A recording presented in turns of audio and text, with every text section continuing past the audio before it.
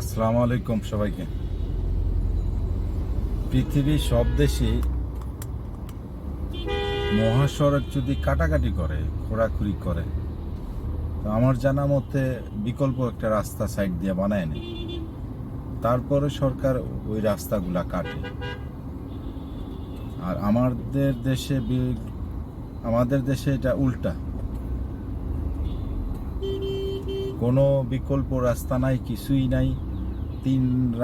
তিন লেন্থের যদি রাস্তা থাকে, এটা বানায় ফেলায় এক লেন্থের রাস্তা, বিকল্প কোনো রাস্তা করে না।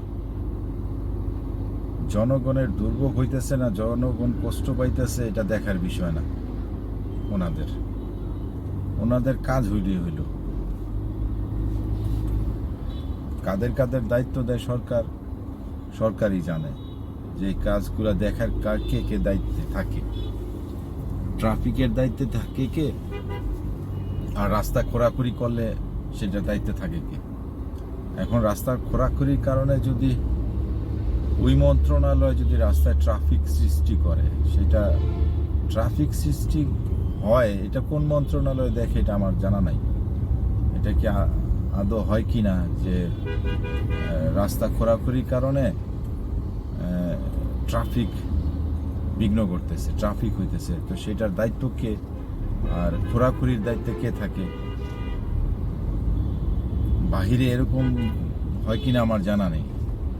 যে খোঁড়াখুড়ি করলো, সেটার কারণে যদি ট্রাফিক সৃষ্টি হয়, তো সেটা দায়িত্ব কে নেয়। আমাদের দেশে এটা বলার কেউই নেই।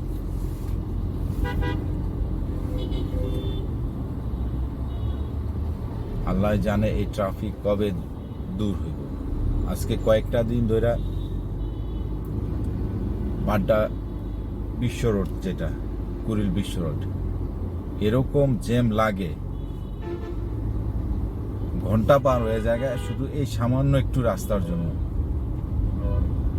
দেখার কেউই নেই যে এরকম ট্রাফিক লাগতেছে।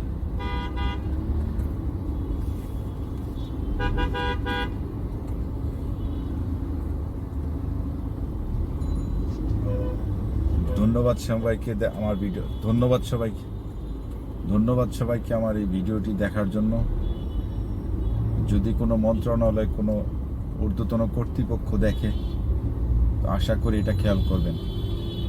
ধন্যবাদ সবাইকে।